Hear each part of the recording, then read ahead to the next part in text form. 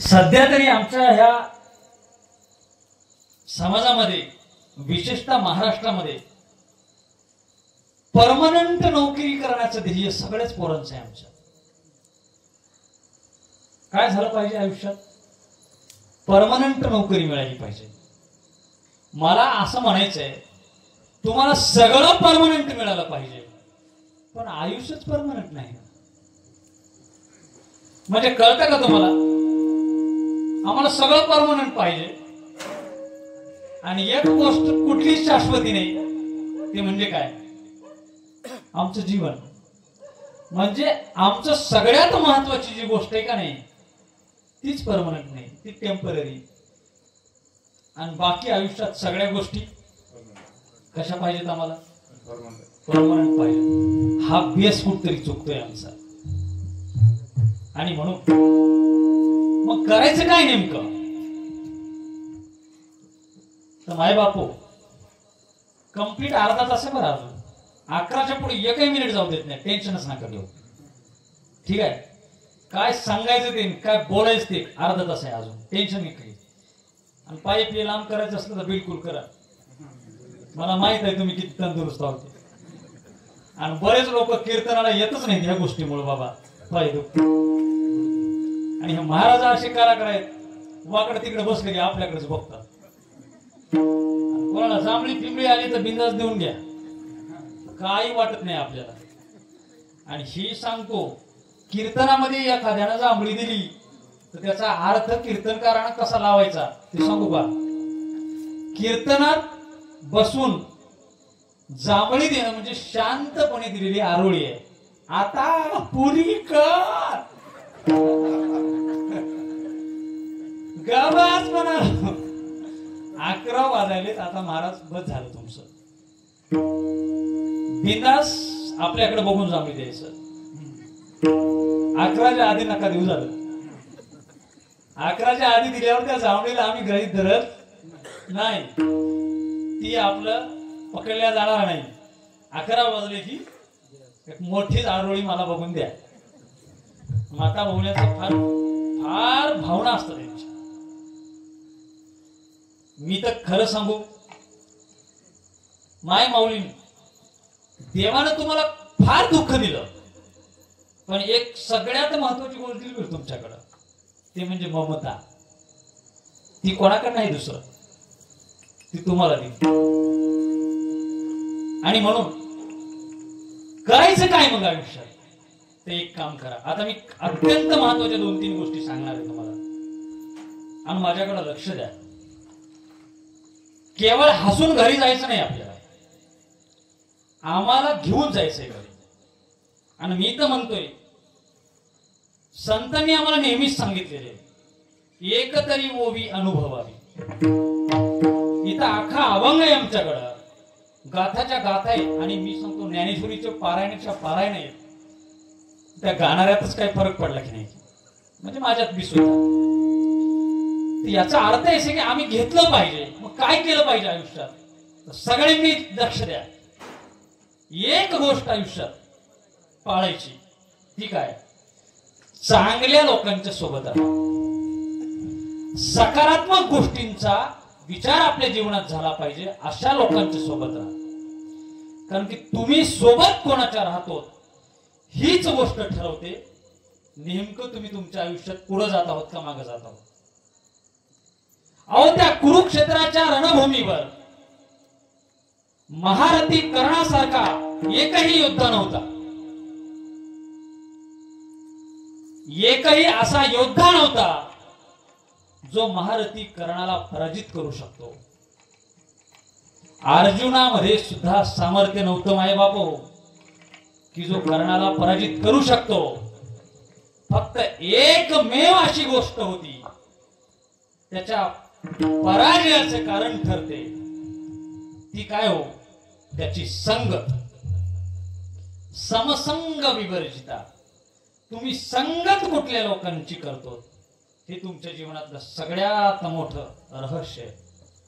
म्हणून माय माऊली, तुमचा चालू असलेला करंट ट्रेंडिंग मधला कार्यक्रम, आपल्या शेजारची मैत्रीण ती तुमच्याकडे आली आणि तुम्ही तिच्याकडे गेलो की तुमची नेहमी एकच चर्चा असते, एक तर तिच्या सुनाची नाही तर तुमच्या सुनाची, आणि दोन्ही नसतील तर कुठल्या तरी तिसऱ्या बाईची. आयुष्यातलं सगळ्यात चुकीचं काम आहे आमच्या. कधीच मोठं होणार नाहीत आम्ही या गोष्टीमुळे. मला प्रश्नच पडतोय, आपलं घर आहे, सगळं सोडून दिलं तुम्ही, तुमच्या घरात नेमकं काय चालू आहे ते नवे नवे आमच्या जीवनात काय चालू आहे ह्याच्यानं आम्हाला बिलकुल देणं घेणं नाही. पण नेमकं शेजारच्या घरात काय चालू आहे हे समजण्यामध्ये आम्हाला एवढा इंटरेस्ट आहे. आमच्या जीवनातलं सगळ्यात चुकीचं काम आहे, आम्हाला आयुष्यात मोठं होऊ देणार नाही. द्या सोडून आता आजपासून. काय करायचं मग? वेळ भेटला ना, अहो स्वतःकडे पहा ना, कधी स्वतःकडे पहा, नेमकं कुठं चाललंय, राहिलंय किती. अंतर्भूत होऊन एखादी बार स्वतःला पण विचारा. सत्य असत्यासी मन केले ग्वाही, मानी येले नाही बहुमता, तुकोबार आहे म्हणतात. आयुष्यात काय खरंय काय खोटंय हे स्वतःच्या मनाला विचारा ना एखादी बार. काय भेटणार आहे? त्या शेजारच्या लोकांची निंदा करून भेटणार आहे का काही? बिलकुल काहीच नाही. आजपासून एक काम करा, आजपासून कुठल्याच लोकांची चर्चा आपल्याकडून झाली नाही पाहिजे. बस. जीवनात सगळ्यात सुखी माणूस ते. तुम्ही आजपासून सुरू करा, बघा तुम्हाला सुखच सुख आहे. दुसरी महत्वाची गोष्ट, आता तुमचा तर लय मोठा पावर आहे महिलांचा. आजपर्यंत कोण्या सासूला सून चांगली भेटली नाही, कोण्या सुनाला सासू चांगली भेटली नाही. ननंद असेल तर भाऊजाई नीट भेटत नाही, भाऊजाई असेल तर ननंद नीट भेटत नाही. आणि आजपर्यंत कोण्याच बाईला नवरा चांगला भेटला नाही. नेमकं काय प्रॉब्लेम आहे तेच कळना. आहे की असं? अहो हा लोकांचा दोषच नाही, आम्ही आमच्या मनाला सांगून टाकलो आपल्याशिवाय जगात चांगलं कोणीच नाही. एक काम करा माय बापू, आजपासून निंदा नावाचा विषय द्या सोडून, सरळ तोंडावर सांगायचं हे असं असं आहे, खतम विषय. आणि आजपासून एक काम करा, तुमची सून जशी आहे तशी असू द्या, शेजारच्या बाई सोबत तिची चर्चाच करायचं नाही. 15 दिवसात कार्यक्रम फिनिश होऊन जातो. बघा तुम्ही, सुखच सुख आहे. आमचं नेमकं काय प्रॉब्लेम कुठे आहे माहित आहे का? आमचं सगळं फाटलेलं आहे, आम्ही शेजारच्याला सांगतो. काही गरज नाही हो. त्या शेजारतीला तुम्ही असं सांगा, माय माझं नशीब, मला अशी सून मिळाली. खरकट खाऊन मरते ती. तिचं सुखच तिच्यात आहे जे तुम्ही तिला द्यायला. खरं नाही? म्हणून आजपासून ते काम बंद करा. मग करायचं काय? वेळ भेटला ना, मस्त स्वतःच्या कुटुंबाकडे लक्ष द्यायचं. माझं पोरग काय करते, माझा नवरा काय करते, आता ते येईल त्याला खाऊ घालायचं, पिऊ घालायचं, मस्त आनंदात राहायचं. कळलं? वेळ भेटला देवाचं नाव घ्यायचं. ह्याची त्याची काय नाव घेत बसता तुम्ही? कळतं का काय म्हणलो ते? संगत चांगल्या लोकांची करा. माय बापू, तुम्ही माणूस मेल्यावर दिवा लावल्या का कधी? लावल्या? माणूस मेल्यावर दिवा लावतात, लावतात. आणि आरती केल्यावर बी दिवा लावतात का? हो, दोन्ही दिवेच असतात. आरती केल्यावरच आरती घेता जाऊन. माणूस मेल्यावर दिवा लावतात, तिची बी घ्या बरं आरती बघू. आहे का हिंमत तुमच्या? जाऊन घ्या बरं आरती बघू. झोपा बरं बाजूला संध्याकाळी, किती जवळचा असू द्या. माय स्वप्नात धडधड करते का हो असं? ज्या माणसावर आयुष्यभर प्रेम करता त्या माणसाचा दिवा लागल्यावर त्याची आरती घेत नाहीत आम्ही. आरती फक्त देवाच्या आरतीची घेतो. का माहितीये का? त्या आरतीला त्या देवाचा स्पर्श झाला. अहो दिवा तोच आहे, वाद तेच आहे, तेलही तेच आहे, पण कोणाच्या नावानं जळते ना हे महत्वाचं आहे. आयुष्यभर आम्ही माणसाच्या नावानं जळतो, मग आमचा कोणता दिवा होईल? आरतीचा? हा, का ते भीता ते दिवा. म्हणून एक काम करा, जळणं द्या सोडून. आजपासून कोणाच्याही नावानं जळायचं नाही. जळायचं कोणाच्या नावानं? यारे नाचू प्रेमानंदे, यारे नाचू प्रेमानंदे, राम नामाची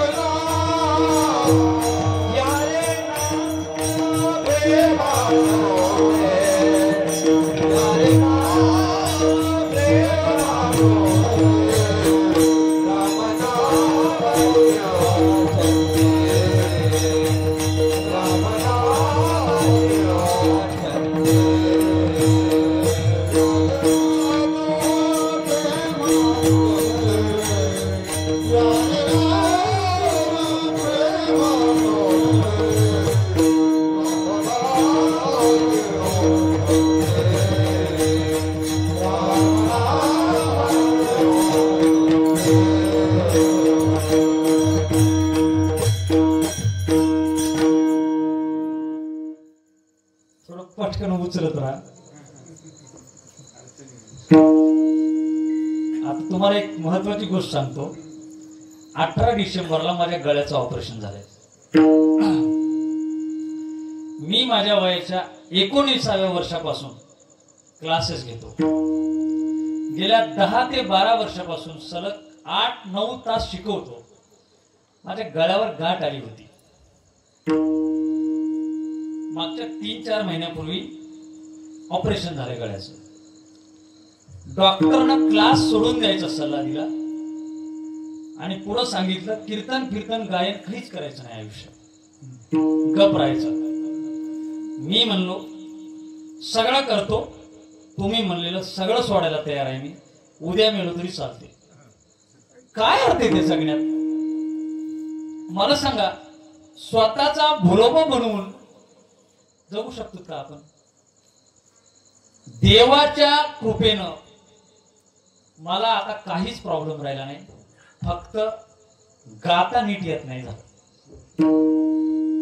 आणि म्हणून सांगतो,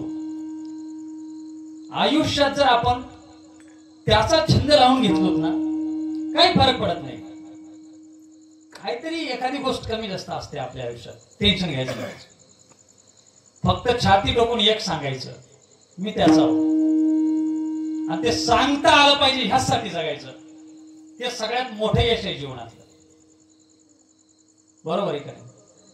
आणि म्हणून माणसाला छंद कशाचा लागला पाहिजे?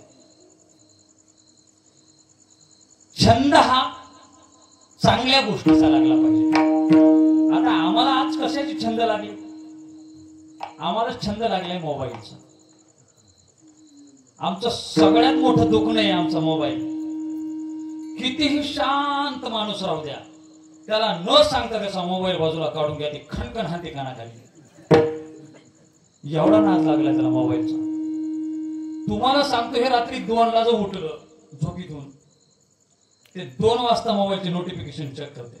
WhatsApp, Instagram. आता तिथे जिबली काय भानगड आली की कार्टून बनवून ठेवाले सगळे स्टेटस. त्या कशाचं मी काय बी करून द्याले. आम्हाला एवढा नाद लागलाय. आता तुम्हाला मला लागलाय हे आपल्याला कळते तरी ठीक आहे. आमचे 8-8, 9-9 महिन्याचे लेकरं खाणं पिणं सोडून दिले. त्याला माहित आहे सगळं. त्याला मोबाईल लावून द्यावा, मग तिला गाणं लावून देव. मग ती काय करते, जेवते. मोबाईल नाही गेलं तर ते जेवत बी नाही. आणि तिच्या पुढचं सांगू, मोबाईल नाही गेल्यावर जेवत नाही, आणि मोबाईल गेल्यावर 6 महिन्याचं लेकरू 3-3 चपात्या खाते, तरी त्याला कळना पोट भरले. ते हुल्या देव, तो उलट्या कराव, त्या माईला नंतर कळते की ह्याचं पोट भरलं आता. एवढा छंद लागलाय आम्हाला. खरं नाही? म्हणजे आम्हाला छंद कुठल्या गोष्टीचा? मोबाईलचा. माय बापू, हा छंद आमच्या आयुष्यात चांगले करणारा बिलकुल नाही. आमच्या पुरुष मंडळींना छंद लागला कशाचा? सकाळी उठल्यावर तोंड धुण्याच्या आधी तंबाखू तोंडात टाकलं तर बरं आहे, नाही तर चहा पिण्याच्या आधी मरते. ठरलेलंच आहे आमचं. हा, आणि मग मेल्यावर कसं हो? जमत नाही ना. डॉक्टरनं सांगून ठेवलेले, उठल्या बरोबर तोंड फिंड द्यायचं बिलकुल नाही. अंशापोटी पाणी पिणी नाही पिलं तर बिलकुल जमते, पण एक गोष्ट करावंच लागते. पण ती तंबाखू तोंडात टाकलं तर हे वाचते घंटाभर, नाही तर मेलं. अशी परिस्थिती आहे. आता हे एवढ्यावर थांबलं नाही. तुमच्याकडे माणसं मरतात का? आमच्याकडे मरतात. तर बरं, माणसं मेल्यावर तुम्ही सकाळी पाखराला जाता, काय करता? सूप घेऊन जाता. तर आमच्याकडे असं करतात, त्या माणसाला ज्या गोष्टीचा छंद असतो, त्या माणसाला ज्या गोष्टीचं व्यसन असते, ते त्या सुपात घेऊन जातात. बरोबर आहे? एखाद्या माणसाच्या सुपामध्ये टाळ ठेवून नेलेली बघले का? टाळ पकवाज सुपात नाही ना. तर देशी दारूची चपटी ठेवलेली बघल्या का? हा, बघल्या. बघल्या? तंबाखू, गायछाप, आठवणीनं चुन्याची डबी ठेवत राहा, ते उठून यायचं नाही तर. तंबाखू डबी राहिली, आवडे ना रे बाई, ह्याला 500 रुपये दिल्या तरी ते तुमच्या तोंडाला बघा ना. हिच्या तोंडात तंबाखू राहिले तर बरं आहे, नाही तर डोसक्यात किडे पडलेल्या कुत्र्या म्हणी करते. कोण तिकडं तिकडून इकडे, ह्याला काम सुधारणार. काय छंद लागलाय आम्हाला ह्या गोष्टीचा. म्हणजे आमचा एक क्षण सुद्धा तोंडात तंबाखू नसताना जात नाही. ह्याच्या पुढे जाऊन सांगतो, माय बापू, आयुष्यात जर खूप छान जगायचं असेल, एक काम करा, छंद चांगल्या गोष्टीचा लावा. मनावर येऊ सगळं. मग कशाच लावता छंद? दुसऱ्या चरणामध्ये सांग, लागो हाची छंद.